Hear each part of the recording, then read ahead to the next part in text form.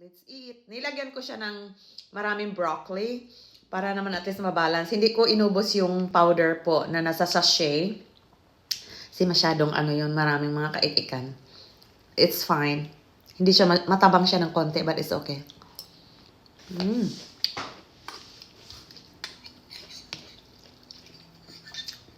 Ganito daw ang pagkain ng noodles, sabi nila. Try nga natin.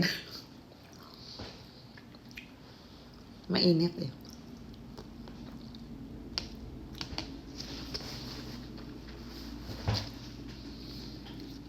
Ang sabaw, masarap.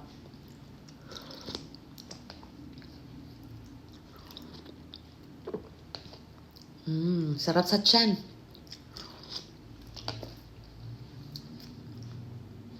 Kain tayo ng gulay. Broccoli.